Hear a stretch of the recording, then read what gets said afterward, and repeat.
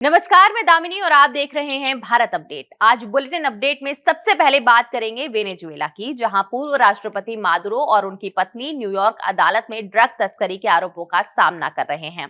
तो वहीं इजराइल की एयर स्ट्राइक से लेबनान में तनाव बढ़ गया है। सिडोन में इमारतें ध्वस्त और लोग घायल हुए। इसके बाद ठाणे रोड शो में एकनाथ शिंदे के बयान ने चुनावी राजनीति में नया विवाद खड़ा कर दिया है।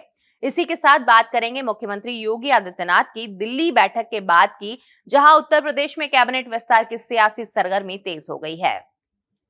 और आखिर में प्रयागराज के त्रिवेणी संगम की, जहां पर माघ मेला 2026 की भव्य शुरुआत के साथ लाखों श्रद्धालुओं ने पवित्र स्नान के लिए डुबकी लगाई। और इस बार के माघ मेले में क्या कुछ नया हो रहा है, इन सभी पर विस्तार से बात करेंगे। उससे पहले एक नजर आज की हेडलाइंस पर। वेनेजुएला में राष्ट्रपति भवन के पास ड्रोनों और गोलीबारी से मचा हड़कंप, सुरक्षा बलों ने मोर्चा संभाला। मादुरो की गिरफ्तारी के बाद बढ़ा तनाव। डेनमार्क के प्रधानमंत्री का बड़ा बयान, अमेरिका ने ग्रीनलैंड पर कब्जे की कोशिश की तो नाटो का अस्तित्व हो जाएगा खत्म। 3 राज्यों में बम धमकियों से हड़कंप, गुजरात की 6 कोर्ट, यूपी के मऊ रेलवे स्टेशन और कर्नाटक कोर्ट को उड़ाने की धमकी, केरल में 12 देसी विस्फोटक हुए बरामद।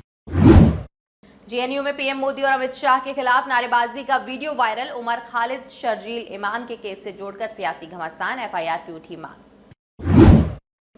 देश की सुरक्षा व्यवस्था को मिलेगा नया हथियार, आईईडी डेटा सेंटर जल्दी होगा शुरू, अमित शाह करेंगे उद्घाटन।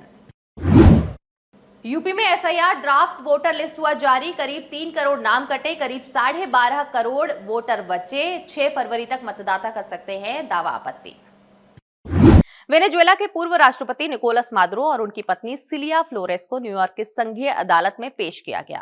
दोनों पर कोकीन तस्करी, नार्को टेररिज्म और हथियारों की आपराधिक साजिश के गंभीर आरोप हैं। मादुरो ने खुद को निर्दोष बताया और अमेरिका पर किडनैप का आरोप लगाया। अगली सुनवाई 17 मार्च 2026 को होगी। ये मामला अंतर्राष्ट्रीय राजनीति और अमेरिका वेनेजुएला संबंधों के लिए अहम मोड़ साबित हो सकता है। देखिए पूरी रिपोर्ट। एक दुनिया भर में चर्चित नेता अचानक न्यूयॉर्क की एक अदालत में हथकड़ी में पेश हो रहा है। वो नेता जिसने दशकों तक सत्ता संभाली, अब खुद को अपराधी नहीं बल्कि अपने देश का राष्ट्रपति बताने की कोशिश कर रहा है। वेनेजुएला के पलटे हुए राष्ट्रपति निकोलस मादुरो और उनकी पत्नी सिलिया फ्लोरेस को न्यूयॉर्क के संघीय अदालत में पेश किया गया।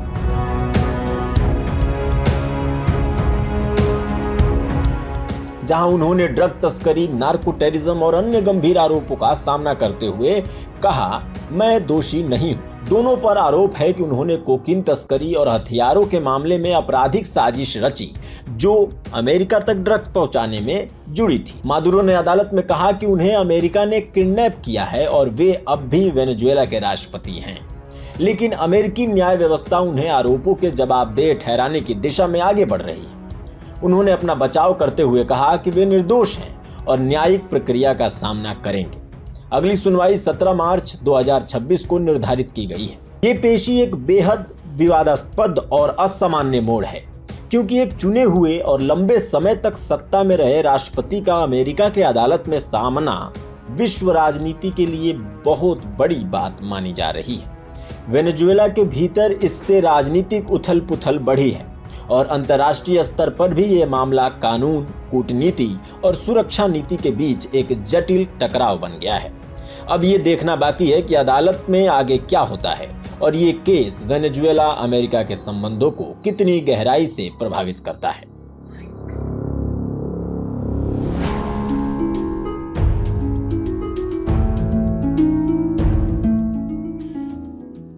इजराइल की वायुसेना ने लेबनान के दक्षिणी और पूर्वी हिस्सों में एयर स्ट्राइक की, जिसमें सिडोन की 3 मंजिला वाणिज्यिक इमारत ध्वस्त हो गई।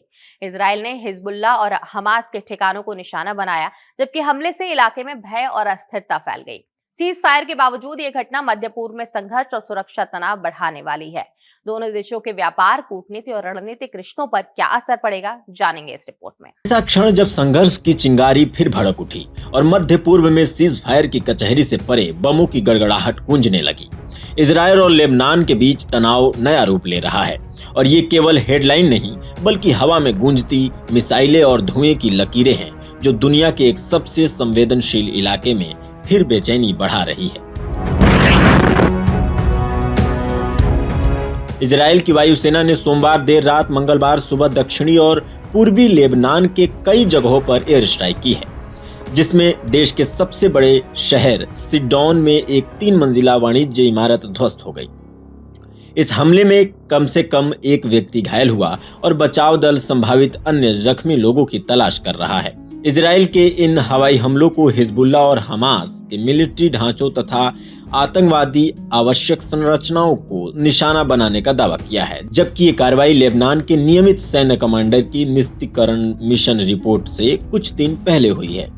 इजराइल सेना ने बीका रैली और दक्षिणी लेबनान के गांवों में पहले चेतावनी जारी की थी कि वे हिजबुल्लाह और हमास के ठिकानों पर हमला करेंगे और कुछ इलाकों को खाली भी कराया गया था, लेकिन सिडॉन में हुआ हमला अनाउंस नहीं किया गया था। लेबनान अधिकारियों और मीडिया के मुताबिक इलाकों में पहले से इमारतों और वर्कशॉप के बीच ये हवाई बमबारी से भय और अस्थिरता का माहौल बना हुआ था। लेबनान और इजराइल के बीच सीज फायर के बावजूद ऐसे टकराव सुरक्षा, राजनीति और स्थानीय जीवन दोनों को प्रभावित कर रहे हैं। अब ये मामला सिर्फ हवाई हमलों तक नहीं बचा, ये मध्य पूर्व में संघर्ष की बड़ी बहस बन गया है।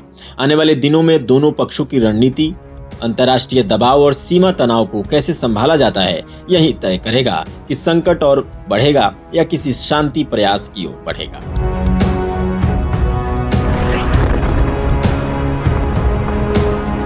अब बात करते हैं महाराष्ट्र के नगर निकाय चुनाव की। चुनाव से पहले उप मुख्यमंत्री एकनाथ शिंदे ने ठाणे रोड शो में मतदाताओं से वोट सही इस्तेमाल करने की अपील की, साथ ही चेतावनी दी कि गड़बड़ी करने वालों के लिए विकास में बाधा आ सकती है। विपक्ष ने इसे धमकी करार दिया, जबकि सत्ता पक्ष ने इसे विकास से जोड़ा। कांग्रेस ने आचार संहिता उल्लंघन और मतदाताओं पर दबाव का आरोप लगाया। महाराष्ट्र में 15 जनवरी को होने वाले नगर निकाय चुनावों से पहले सियासी पारा लगातार बढ़ता जा रहा है। सीटों की जंग के बीच आरोप प्रत्यारोप और तीखी बयानबाजी तेज हो गई है। इसी बीच उप मुख्यमंत्री एकनाथ शिंदे का ऐसा बयान सामने आया है जिसने सबका ध्यान अपनी ओर खींच लिया है और सियासी हलकों में एक नई बहस छेड़ दी है। ठाणे में एक रोड शो के दौरान एकनाथ शिंदे ने मतदाताओं से कुछ ऐसा कह दिया जिसे सुनकर हर कोई दंग रह गया। शिंदे ने मतदाताओं से अपील करते हुए साफ शब्दों में कहा कि मतदान के समय किसी को भी गड़बड़ी नहीं करनी चाहिए, नहीं तो हम पैसे देने में गड़बड़ी करेंगे। अब एकनाथ शिंदे के बयान पर विपक्ष ने हमलावर होकर इसे धमकी करार दिया है। हालांकि सत्ता पक्ष ने इसे विकास से जोड़ा है। वहीं शिंदे ने महायुति की जीत का दावा करते हुए कहा कि जो लोग धनुष, बाण और कमल के आगे अपने वोट का सही इस्तेमाल नहीं करेंगे, उनके लिए विकास की राह में रुकावट आ सकती है। यानी उन्होंने शिंदे गुट की शिवसेना और बीजेपी को वोट करने की अपील की है। शिंदे ने इस मौके पर कहा, हम ठाणे शहर के वार्डों के विकास के लिए पैसे की कमी नहीं होने देंगे, इसलिए सभी मतदाताओं से अनुरोध है कि वो अपने वोट का सही इस्तेमाल करें।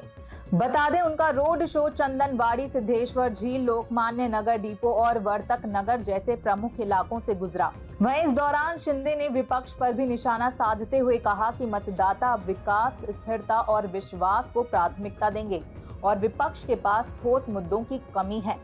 कांग्रेस नेता वर्षा गायकवाड़ ने महाराष्ट्र विधानसभा के स्पीकर राहुल नार्वेकर पर आरोप लगाते हुए कहा कि मतदाताओं को डराया और धमकाया जा रहा है। उन्होंने दावा करते हुए कहा कि आचार संहिता लागू होने के बावजूद वोटरों को लुभाया जा रहा है, यहां तक कि उन पर दबाव बनाने की घटनाएं भी सामने आ रही हैं।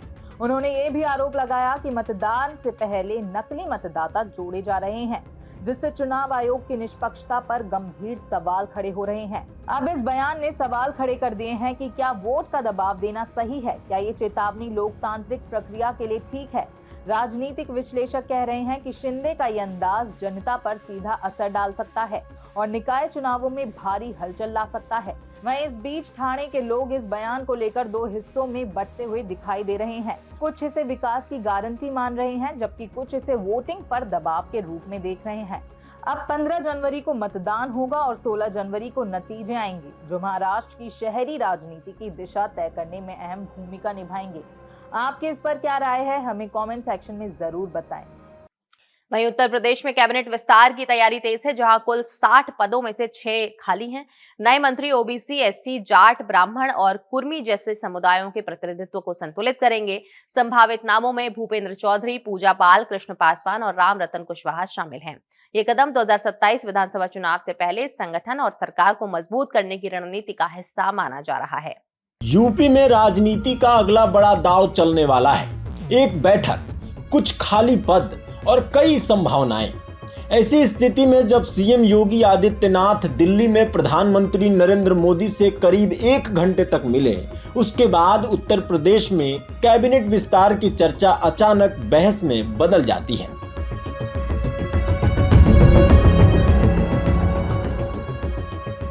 ये सिर्फ सियासी फॉर्मेलिटी नहीं, बल्कि आने वाले 2027 के विधानसभा चुनाव का बड़ा रणनीतिक कदम माना जा रहा है।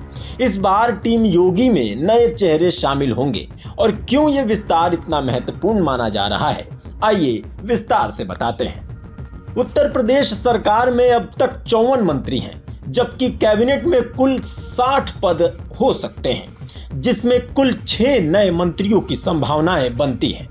बीजेपी नेतृत्व जातीय, सामाजिक और क्षेत्रीय संतुलन बनाए रखने की रणनीति पर काम कर रहा है, खासकर ओबीसी, एससी और अन्य पिछड़े समुदायों के प्रतिनिधित्व को ध्यान में रखते हुए। सूत्रों के मुताबिक भाजपा पहले से ही नए प्रदेश अध्यक्ष और अन्य वरिष्ठ नेताओं के साथ बैठकों के जरिए इस विस्तार की रूपरेखा विचार कर रही है।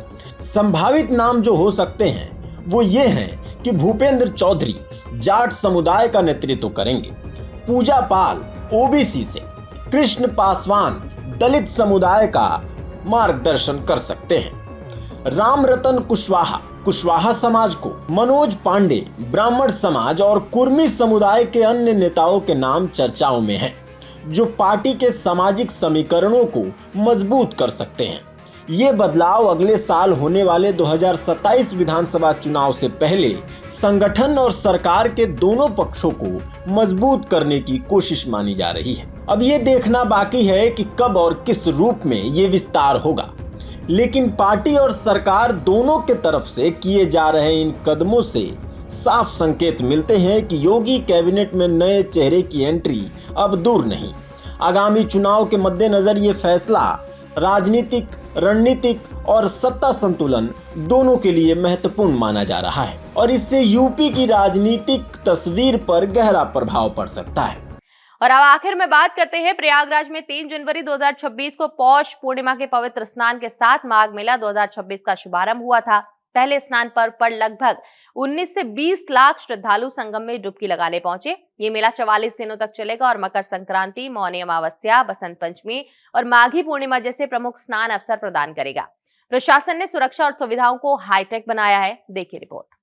एक आस्था का महासैलाब फिर से एक बार प्रयागराज के त्रिवेणी संगम पर उमड़ा है, जहां लाखों लोग अपने पापों को धोने के लिए पवित्र डुबकी लगाने आते हैं। और इस वर्ष माघ मेला 2026 का शुभारंभ पहले से कहीं अधिक भव्य और भीड़ भाड़ वाला नजर आ रहा है।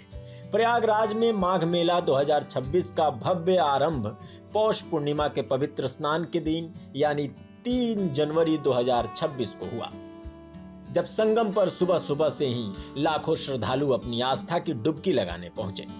पहले ही मुख्य स्नान पर्व पर संगम में लगभग 19 से 20 लाख श्रद्धालुओं ने स्नान किया और आस्था का सैलाब देखने को मिला।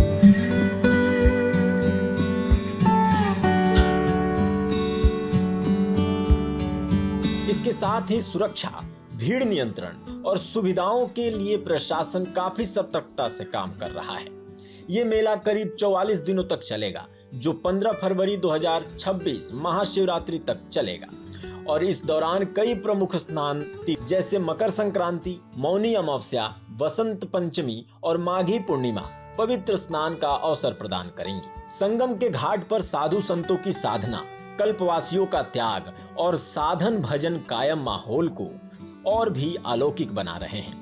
इस बार माघ मेला महाकुंभ की तर्ज पर व्यवस्थित रूप से तैयार किया गया है और प्रशासन ने हाईटेक सुरक्षा समेत अलग अलग सुविधाएं सुनिश्चित की है, ताकि भक्तों का अनुभव सुरक्षित और सुगम रहे।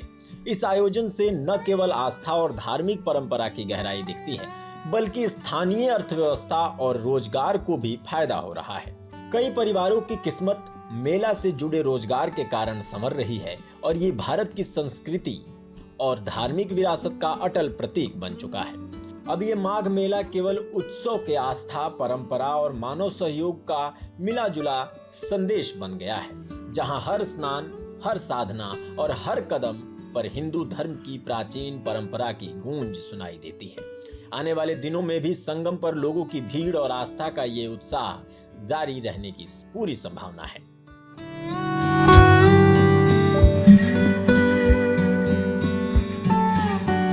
तो आज के बुलेटिन अपडेट में सिर्फ इतना ही। बाकी ऐसी ही तमाम खबरों के लिए आप बने रहिए हमारे साथ और देखते रहिए भारत अपडेट।